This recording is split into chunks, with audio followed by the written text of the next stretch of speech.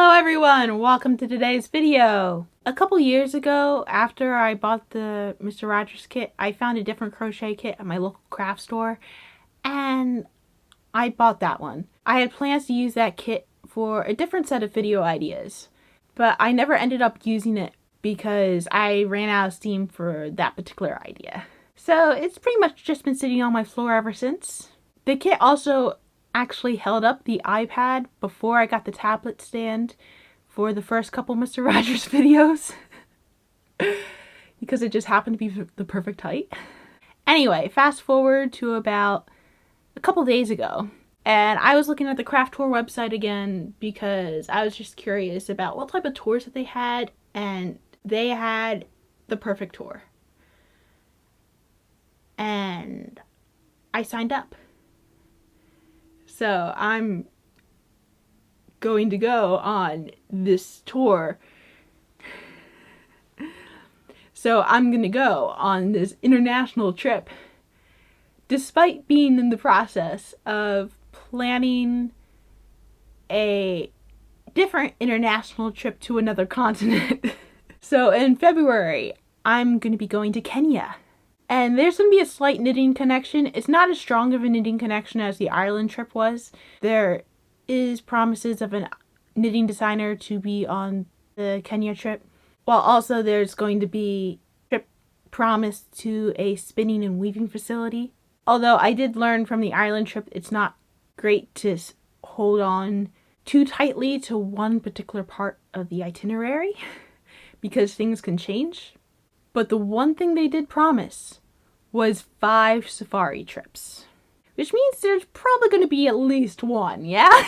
Now, as someone who likes to travel by myself, when it comes to making plans for abroad, planning a safari trip does seem kind of daunting to me. And if I were just to do this without the tour, I would just probably schedule one and it would be a struggle. So here are 5 safari trips that I don't even have to worry about the scheduling for. Amazing. So amazing. And that kit that I was mentioning, the crochet kit. So here's what I'm going to do. Before I go on my trip to Kenya, I'm going to make all the animals in this book. There are 12. The yarns provide for 2 of them, the lion and the warthog. And then I can scrounge up the yarn for the rest somewhere in my stash. I definitely have the yarn colors needed for the elephant and the giraffe. And then, when I go to Kenya, I'm going to be taking all these animals with me, and then I'm going to film something special involving all those animals while I'm there. Yeah, I'm going to build up all the excitement of getting to go on a safari trip by making all these animals. And I'm going to start with the first one in this video. I think I'm going to start with the lion. Let's get going. Rawr!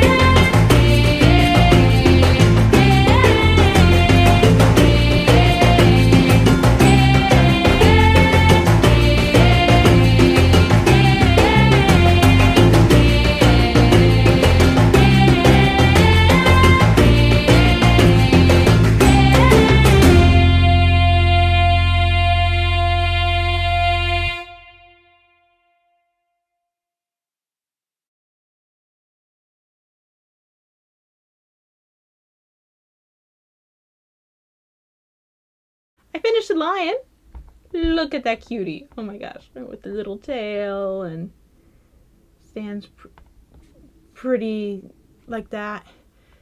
Head is a little bit crooked, but that's more on me than the pattern itself. Kind of mixed feelings on the line here in terms of making it. So it came to the instructions were amazing. I had no problem with the instructions whatsoever. But when it came to the materials in the kit, these are some of the cheapest materials I have ever used. The yarn kept wanting to split and it's so rough. And also this stuffing is super, super rough as well. When it came to the point where I was sewing it together and I was trying to stick the needle in to like hide the yarn ends, even though I like pulled the stuffing apart, it still wouldn't let the needle go through. And I didn't really use the needle that came with it because I already had my little preferred blunt guy right on the side over here, which honestly with the amount that the yarn was splitting, I didn't really want to encourage that. Yeah, I'd say the instructions are pretty easy to read. I did not realize that the safety eyes were different sizes until afterwards, so my line has 2 different size eyes. But the mane was pretty nice. I mean, I didn't have to make the mane, but I decided to make it anyway because it's part of the fun of the line. Otherwise, I just have a big cat. Yeah. I mean, lions are big cats, but still. This is also like the perfect little size to just be part of my carry-on when I go to Kenya and just want to bring 12 stuffed animals with me. Be just big enough to hold up with my phone and what I've been researching. And it looks like Kenya is going to be a good place to see all of what they call the big 5, which I don't know if this book will have all the big 5. I'll have to actually look through that later. But yeah, it's a cute little pattern. Ended up very well. And overall, I'm pretty pleased with it. And I'm kind of glad the kit didn't have materials for all of them because I'm going to be thankful to use my own yarn for when I finish the warthog, which is the only other yarn that's provided for the kit. There were enough materials for the kit. I do want to say I had more than half the stuffing left, and I never ended up touching the white and the black yarn, which I'm guessing is for the gray hog, and I had just enough of the yellow yarn to complete the lion. Like, I have no more yellow yarn left, but I have enough to do this. Anyway, that was today's entertainment. Have a nice day.